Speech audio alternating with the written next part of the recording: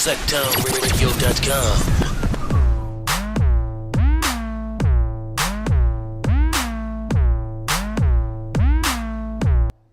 What's up, y'all? Man, yep, I'm back. Love Dog with this Pimps, Pleasant Hustlers Fantasy Football League Commissioner Message, week number 9. Wow, week number 9. And I'm a little mad, as you can probably tell. I'm a little upset. I'm a little angry. And some people would be like, well, hey, Lump, why are you so angry? You know, could it be that you've lost your last 2 in a row and that Mike Evans and Jameis Winston was the wrong wagon to hitch your trailer to? And maybe trading away Doug Baldwin and Golden Tate doesn't look so smart right now? Yeah, that could be some of it, for sure. I could be a little angry about that and upset, but no one to blame but myself, so I'm really can't get angry over that. That's just fantasy football. That's just the way it goes. What I'm angry about, and the only thing I would come on the Commish message and be angry about, is things that are happening to the league. And what do we have in week 9? We have Papa's Brew not only getting fined for leaving Delaney Walker on his IR with no red cross, not even injured, he starts a player who's suspended, who wasn't like suspended last minute out of nowhere like Leonard Fournette was. I mean, maybe then I could understand, but Jeremy Curley, really? We're going to start Jeremy Curley once he's suspended when the word came out long before lineups were even close to locking. Ridiculous, dude. I mean, I guess, again, every league has these players that, you know, join the league. They're not really into fantasy football, not into football, but they just want to be part of it. And, you know, it kind of just hurts the league. And I understand that. I mean, it wouldn't be a big deal if this was like a free league, $10 league, or even a $50 league, or even a $100 league to get in. But when you pay $400, close to $500, plus a trip to Vegas, plus everything else with the belt, which I heard word today, we finally got the refund check from the original guy. So, you know, we'll be getting a new one ordered here in the next few weeks. That's taking way longer than I could have ever expected. But yeah, with all those fees, and you're going to start players that are suspended. Well, definitely. I thought we had already voted on this, but it's not in the Constitution.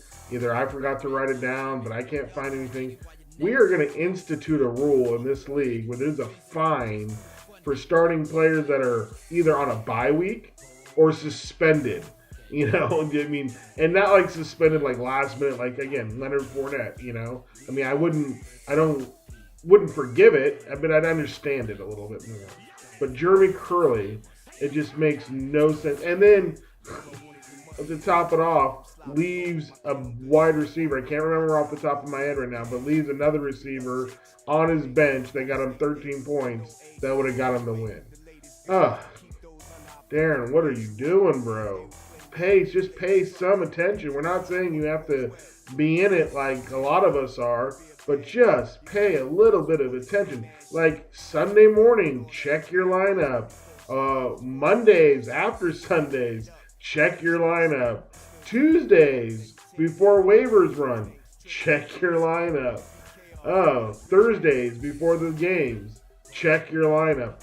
And I would understand, again, I mean, your excuses are just so old and so tired because they're the same excuses you were using when you could only access your league from like an actual website where you didn't have a smartphone with fucking apps for you to check it, where the internet wasn't around you wherever you go because you have a smartphone. And don't act like you're that busy, because you're not. I don't care what you do in life. You're not that busy that you can't check your lineup and put in waiver requests and stop starting players that are suspended. So that's what's got me mad this week. And it's the same guys all the time, man. Same guys. And to top it off, too, the other thing that made me mad was that our weekly winner, the haters, gets fined $40 for leaving Brady and Gronk on their IR, but ends up winning the weekly prize. That made me mad, too. I'm like, ugh. And then on Brady's bye week, he picks up Jeff Goff out of nowhere, and he ends up getting almost 60 points because of our Bush League scoring. Yeah, so a lot of things, again, we made this league 17 years ago, it was in, my late 20s, early 30s, thought, oh, pimps, players, and hustlers sounds, that's what we were back then. That's the kind of lifestyle we kind of led. We were, again, in our late 20s, and most of us were single, didn't have any wives, and, we were out and about, and we were pimps, players, and hustlers. But now that we're starting suspended players, people aren't checking their lineups. Only about bottom 4 people that are always on the top of the waivers aren't making any waiver requests to even block anybody from getting players that they shouldn't get. Again, I think this league should change its name to the Simps, Saps, and Suckers League, because that's what we are. We're a bunch of Simps, Saps, and Suckers. Anyway, so that's really what went down this week that got me upset. And again, it's the same stuff every week with the same people, so I don't get it. I don't understand why they just can't get on board and put, 0.2 of an ounce of effort into the league that they paid $400 to be in, and a trip to Vegas, and a belt fund, and ads and drops, and whatever else you have to pay to get in this league. And then I put the effort into doing these weekly video commish messages, and they don't even put in the effort to even check their lineup. So it makes me mad. It makes me, why am I the one doing all the work here? Why am I the one putting all the effort in? I thought, the commish puts the effort in, so the rest of the league will put the effort in, right? And it's kind of worked this year a little bit. I've had some guests on the commish message.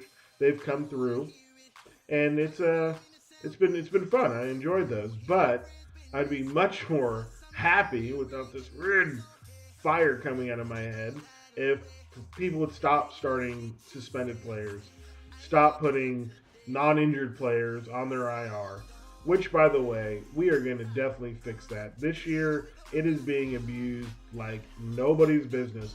And I know the rest of you aren't out there checking lineups like I have to check lineups. So, yeah, it's being abused. I mean, weekly you could find about 3 to 5 guys with people on their IR, not injured, just stashing in there until Sunday morning, so then they can drop them, and then they're not on the waivers, and they have to wait until next week to get them. So we're gonna have to change that for Thursday games, where everyone's gonna have to have everyone off their IR.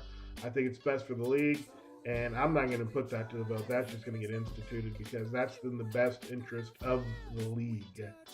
And no one should have any problems with that. You need to give me an argument to why you feel that's a necessary thing to have, rather than cutting the player and getting him on IR, or getting him off your IR before that Thursday night game, allowing Saturday waivers to have some sort of meaning to it, because there'll be about 3 to 4 or 5 guys dropped that'll be on waivers. So. And they'll add more money into the weekly prize, since we have about 4 guys who aren't even participating in the weekly because they don't make any ads for the week, and they start suspended players. Anyway, all right, so let's get into last week's game.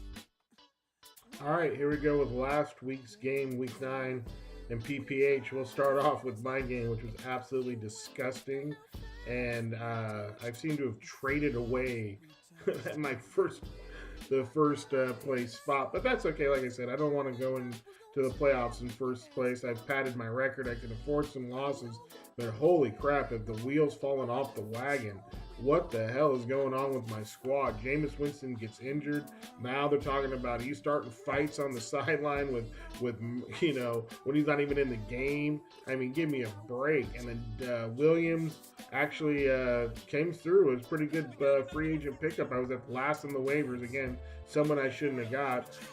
Traded away Freeman this week to get a quarterback because Freeman is just not getting it done of late. I mean, I thought when I drafted him in the second round, he was really that dual threat running back, and he's just not getting any passes out of the backfield. He's getting tailing off on carries. He's losing shit to Coleman more often. So I thought he was one of my better running backs I could try to get something for. I ended up getting Kirk Cousins and Josh Dotson pretty much. I think I got Terrell Pryor in that, but I'm about to cut his ass because, again, I mean, I'm just with my receivers here. I thought I had a stacked receiving core. Mike Evans, Mike Thomas, Devontae Parker. I mean, you couldn't draft that team in the beginning, or that receiving core in the beginning of the year if you skipped the first round, receiver. Meaning if you didn't go Evans in the first round, you couldn't have put that together. But what a huge disappointment. I mean, I guess Parker was 7, Thomas was 6, but now he's dealing with an ankle injury. Saints have just totally changed up their offense this year. They're no longer, running the ball. They found a defense that actually can stop some people. So, my wheels are falling off here. Traded away Jordan Howard, which I didn't really need Jordan Howard, but thinking that I was getting a solid defense with the Broncos D. I mean, geez, they went with 4 points, gave up a 50 burger with cheese to the Philadelphia Eagles. Oh boy, do I got problems. Man, talk about limping right now, licking my wounds. But you know what? At least I'm coming on camera here and I'll address it rather than some of y'all out there just still hiding behind message boards and text messages. At least I come out here direct. I'll own my team. All my problems that I have right now are pretty much all self-made from the stupid trades that I've made. I mean, if I would have kept Baldwin and Evan or Tate right now, my receiving core would be a lot better than it is now. So, funny how that is.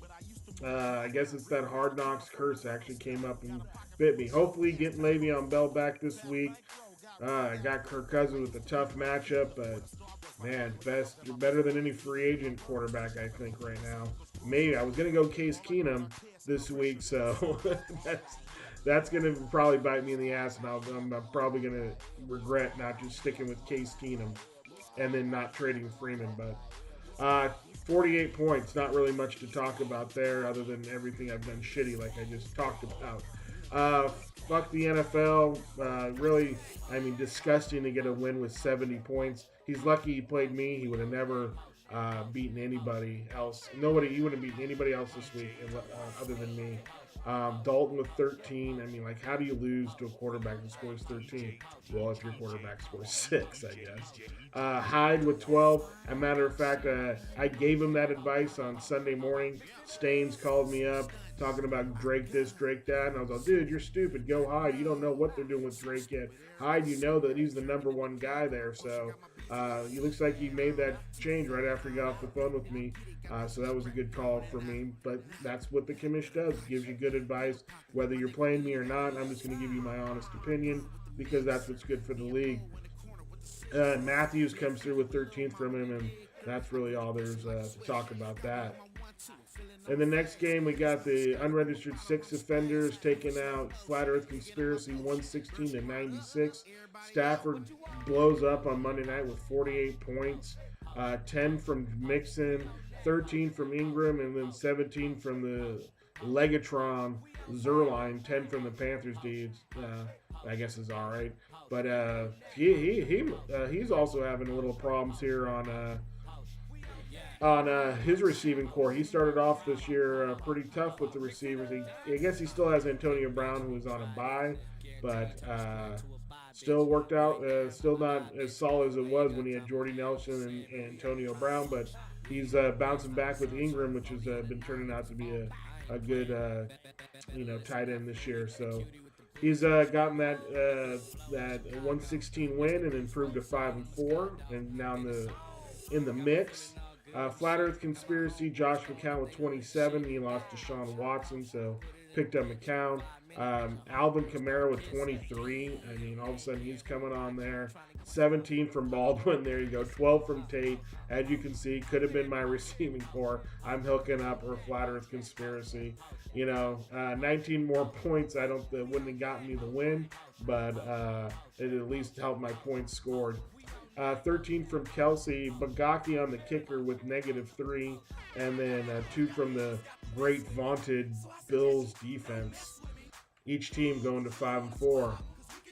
Next game here, this is the one I was talking about. The haters picks up Jeff Goff on a bye week for Brady, 55 points. Because we have some Bush League scoring. Jeffrey, too. How does Jeffrey go for 84 yards and 2 touchdowns when he has the Talib on him and stuff? I cannot believe that. Bad play and it works out, but that's fantasy football for you, right?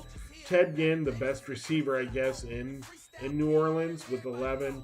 And then Sammy Watkins, his second game with doing anything, comes this week with 13, and then 18 from the Texans D, which I dropped because I thought the Broncos D, Texans D got shredded against Kansas City a couple weeks ago, got me -1 or 3 in my lineup, and bailed on him. So got him good, got him the weekly, but got off without having to pay that extra $40. So haters, everything shining his way that week. I guess the fantasy gods are making up for the choke job that is the Dodgers. He is a huge Dodger fan, so yeah, the choke job that are the Dodgers. 289ers, he's 1-8. He's checked out. He's done. So peace to you, 289ers. Good pay up whenever you get your cash in. Next game, we got the Mollywops. Close one here, taking out the rookies 109 to 107. Stand Up, You Cucks is actually went ahead and took over first place with that 6-3 record, and he has more points now because my last 2 weeks have been absolute crap. Rookies, tough loss there, falling to 5-4. Tyrod Taylor, though, good play on Thursday night with 46 points there. He made a trade. He traded Jordan Reed, so that was good. 14 there for Hopkins, 12 from Hill, 10 from Vinatieri, and then 15 from the Eagles D. And then Stand Up You Cucks, 42 from Wilson, 15 from Elliott. And now if he loses Elliott this week, he has Freeman. So I guess that isn't a bad play for him. Julio Jones with 12, could have been so much more, dropped that big touchdown in the end zone. Lions with 12. Next game, we got the Basket of Deplorables taking out Papa's Brew 106 to 100. Let's go again with the Papa's Brew. Matt Ryan with 40 points. Doug Martin with 0, but that's a tough start. We all understand that. That's someone Doug Martin, going to start him this against New Orleans. That seems like a good play.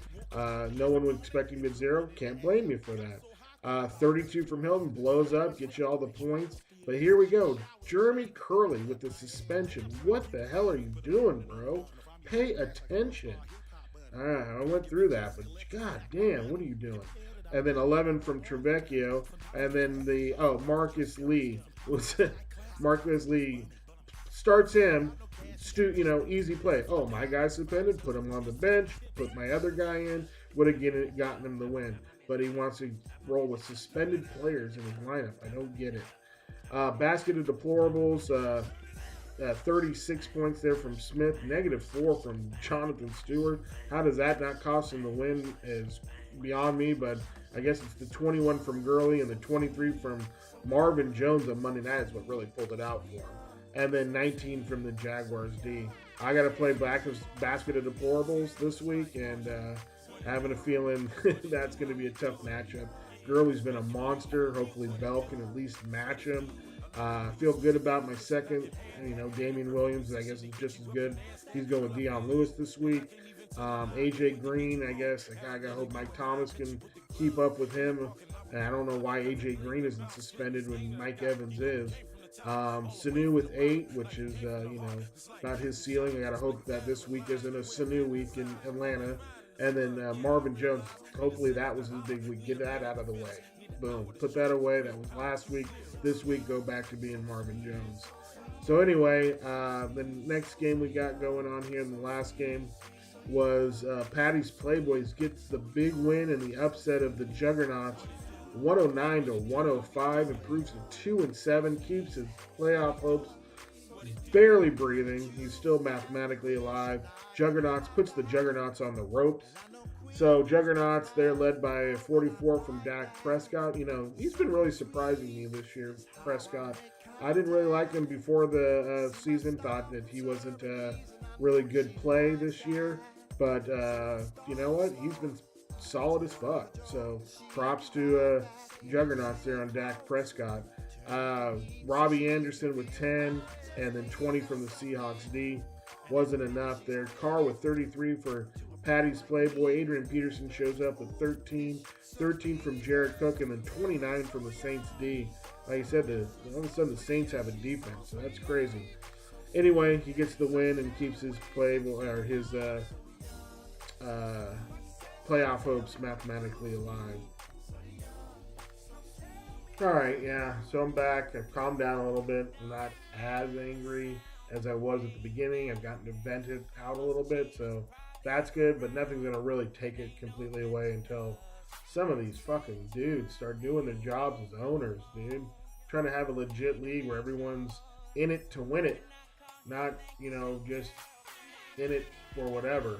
So, if you're not in for the money, I don't know why you're in it if you're not in it to try to get your money, to win some cash and then get some bragging rights, but it is what it is. Your boy's team is in the tank right now. Can't believe how far it's just careened off the cliff. I'm dealing with issues. I'm going to try to see if I can't salvage it. I should be able to make the playoffs. It would be a complete disaster if I didn't. But there is that chance that I could not make the playoffs, and that would be my fantasy luck. So hopefully I can at least get one more win and lock that up. But this week's going to be tough against Basket of Deplorables. Don't have good matchups, but hopefully when a Jai comes back, that's the answer, right? Hopefully my receivers, that's what needs to happen. I just can't believe my receivers are just so crappy. It's all good names, but just not producing. So hopefully I'll stick with them. Only got a few weeks left here. Trading deadline this week too, fellas. So get those last minute trades in. Anybody on Thursday night, any Seahawks or Cardinals, done. As soon as that game starts, can't be traded. And then Sunday, obviously, is the deadline for the rest. So get those last minute trades in, and it's over. You're rocking with what you got. All right, y'all. So Slump Dog, and I'm out. See you next week. Peace.